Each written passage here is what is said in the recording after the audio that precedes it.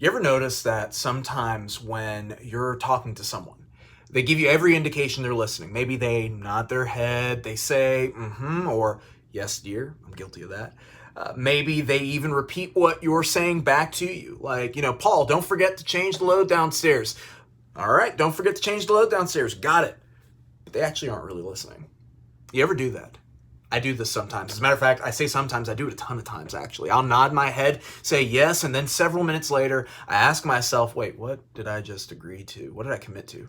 The worst is when someone says something to me and then there's a pause, I wasn't really paying attention, and then I realize, oh, they're waiting for an answer. What did they just say? Usually we do this because, well, our minds are preoccupied with something else. Maybe a movie. Maybe it's a movie we're watching, a task we're focusing on at that moment. Parents, you experience this when your kids are texting, right? If you're like me, you're trying to process other things. Usually doesn't happen, especially when my mind is preoccupied. Or maybe there are pressing things on your mind: worry, fear, curiosity. Maybe you're exhausted. Sometimes trying to process things when you're tired just doesn't happen. Or sometimes a person is talking and you've already set your mind to ignoring what they're saying for some reason or another. But regardless, we hear people, but sometimes we really don't hear what they're saying. You'll see this sometimes even amongst us as disciples of Christ. A lot of times a sermon is preached, a Bible class is taught, a verse is read, and it should motivate people to action. But sometimes those people don't progress or respond to the call, especially at that time. They hear it, but they don't hear it. I've had people in previous years, and this is something that I've done as well, something I'm guilty of as well, but I've had people come up to me and say, "Preacher, I think that you ought to preach on blank." And I always appreciate it. I love when people have suggestions that could benefit the kingdom and deliver, or rather end the delivery of the message. But there's been those times where that's been suggested, and I'd say, we actually talked about that about 3 or 4 months ago. And that person that said that was there, but for some reason, whether it be my own communication skills or something on their end, they didn't remember that. Maybe sometimes it's familiarity with the stories of Jesus, the Bible stories. We grew up hearing these things, so over time we've gotten so used to hearing these terms or things like that in sermons or devos that sometimes they almost become background noise. We run the risk of allowing the powerful teachings of the Bible to just become background noise. We're reading, or we're listening to sermons or scripture reading, but are we really listening? Or are we preoccupied with other things? Let me just say this right now. This isn't anything new. There was a reason why when Jesus taught the parables of the soils in Matthew chapter 13, he said, "He who has ears to hear, let him hear." Jesus had large crowds of people following, each with their own thing that they had going on in their lives. Some people didn't really know what to think of Jesus, that they followed him so they can learn more. Some thought it was neat to see this traveling magician, even though we know that wasn't what Jesus was. Others sought him out because of the miracles he was able to perform. There were those who knew he was the Messiah, and they sought him because of that. And then there are those who were waiting to see him fail, even wanted to see him dead. So this is a pretty diverse crowd and their reaction to Jesus. So to crowds like this, Jesus began to teach in parables, these powerful teachings of the truth and the message of the kingdom, but they were also confusing to many of the hearers. Some sought to know more. They wanted to learn more about what Jesus was saying, but others didn't care or just ignored them. But Jesus kept saying to them, "He who has ears to hear, let him hear." In other words, I've got some important things I'm saying. Are you guys really listening to what I'm saying? Or are you distracted, or have you put up a wall from learning more? He was forcing them to really engage in his parables, desiring for them to dig deeper and find him. Because those who are truly seeking, those who really want to listen, they're going to perk up when they hear these parables. It doesn't become background noise to them.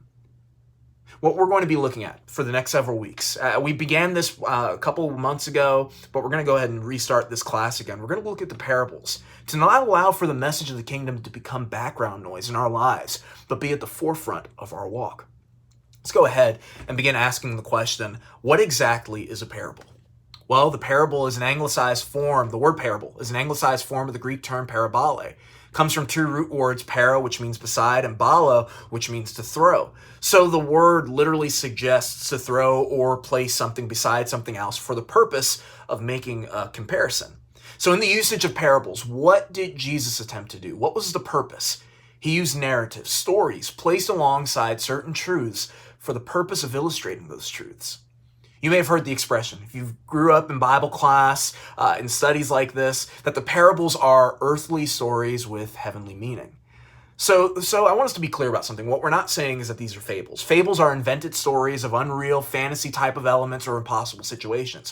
For example, one of Aesop's fables was a story of a tortoise who was racing a rabbit, a hare. They're sort of these anthropomorphic creatures. They have human-like characteristics, two animals of different species, dialoguing about running a race. That's not what the parables were.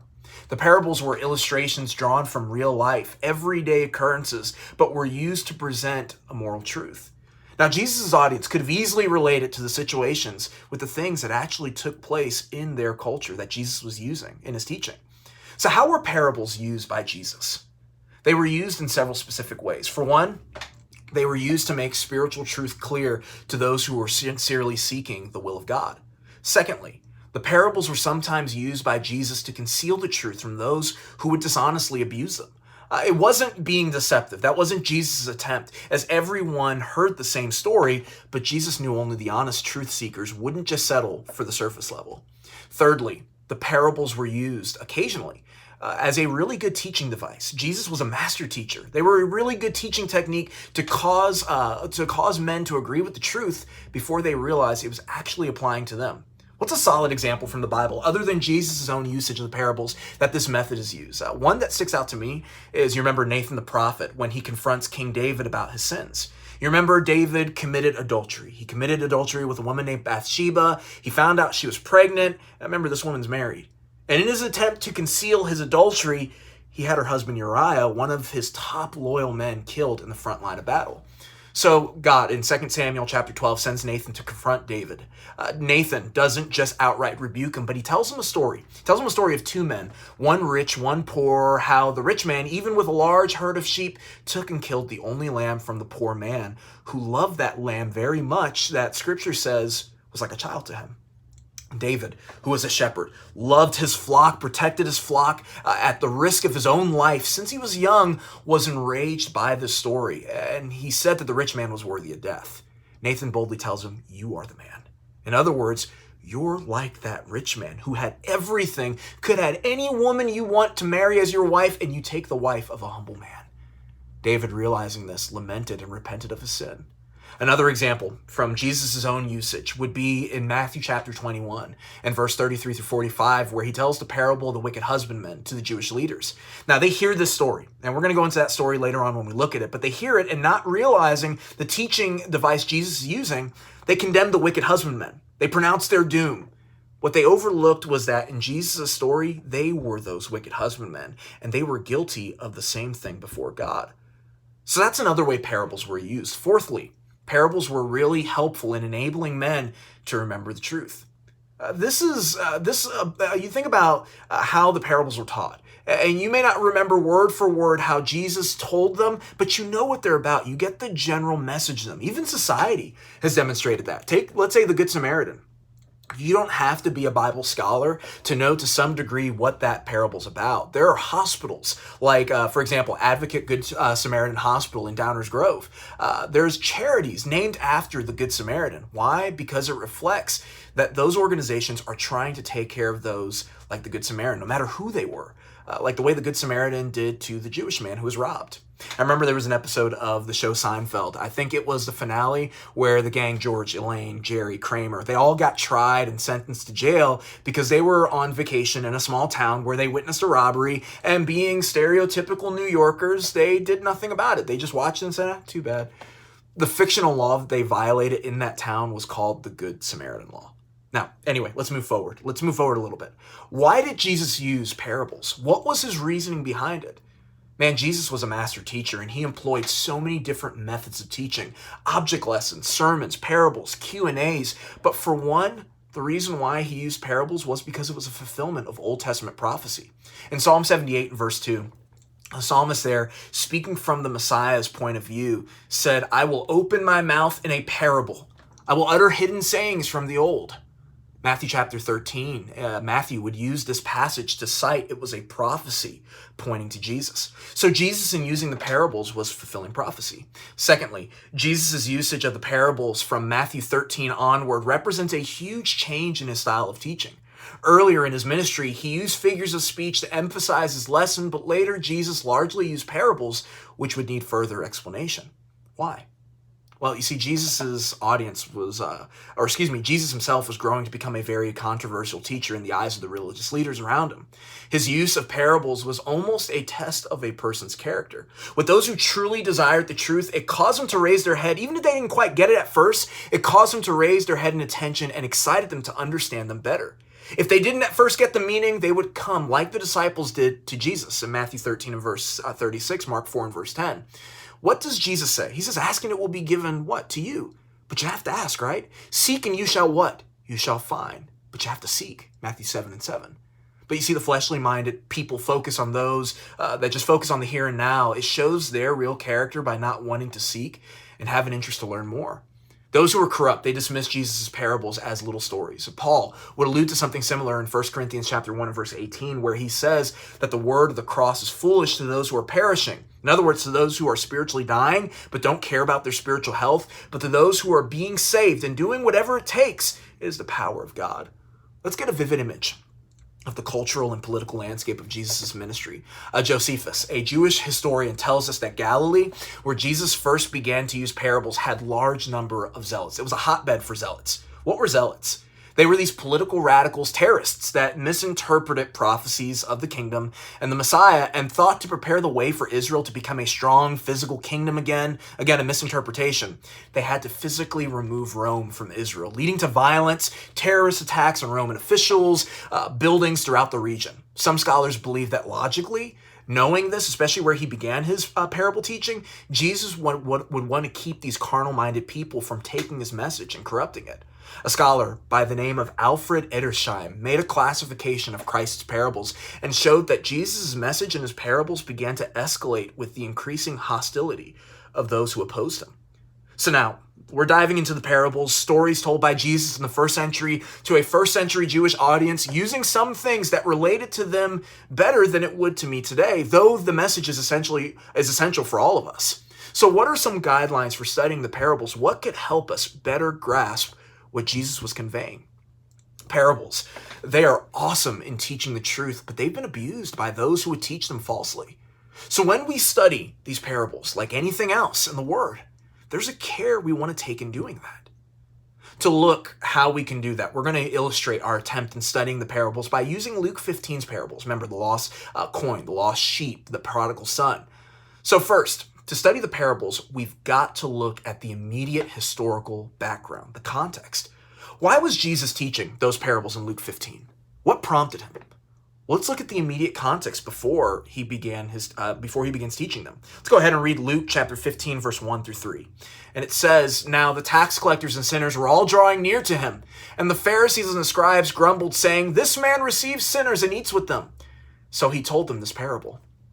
See, this verse tells us Jesus told these three parables because of how the Pharisees and scribes reacted to the people Jesus was helping. Historically speaking, how were, let's say, tax collectors, how were they viewed by society in Palestine? They were hated. They were seen as traitors. They were killed, often killed by zealots, and seen as amongst the worst of sinners. They were almost seen as subhuman. So understanding why they reacted the way they did, the Pharisees reacted when Jesus began to teach these parables is vital to understanding these parables. Secondly, to study the parables, we've got to look at the parable itself. After thoroughly studying the background of the parable, go through it a few more times. Read it over and over again. Originally, when I would read a parable, let's say the parable of the prodigal son, all I could see was the surface stuff. Son leaves, son repents, son comes home, celebration ensues. Then there's the part about the other brother, end of story. Then the more I began to read it, study it, hear lessons on it, the more things unfolded. The details of the father sitting on the porch and its significance, that he deeply cared for his son, the detail of him running to meet his son, the detail of the father not even letting his son finish what he was going to say because he cared for him and just wanted to shower him with blessing, the detail of the other brother's reaction, even just understanding the cultural customs could help us better understand the parable's detail itself. For example, understanding marriage customs in Palestine can help us understand, let's say, the parable of the 10 virgins better in Matthew 25. Because our typical wedding customs in our American culture are vastly different than what we see in Matthew 25. But to Jesus' original audience, They didn't have to stop and say, wait, what is that custom? I've never seen that before, because they were living it. That was their culture. Thirdly, if we're going to begin studying the parables, we've got to look at the main lesson. Now, I will say, there are supplementary lessons in the parables. There are many of those, and it's awesome. But was Jesus being objective when he taught the parables? Absolutely. Jesus wasn't saying, here's a story, so now figure out whatever interpretation you come up with, and that's fine because it really doesn't matter. No, there was a main reason why what he wanted them to understand. For example, in Luke 10, the parable of the Good Samaritan, he was teaching that parable because Luke tells us in Luke 10, verse 29, that a lawyer asked him the question, who is my neighbor? Is there a limit to how much I should care for people? And the parable of the Good Samaritan is Jesus answering that question objectively.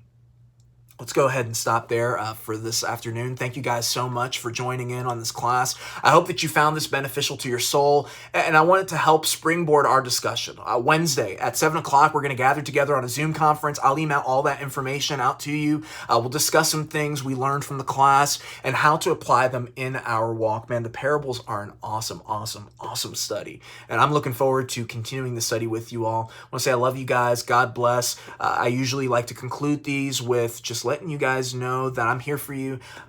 If there's anything that I could be doing to encouraging you during this time, please let me know.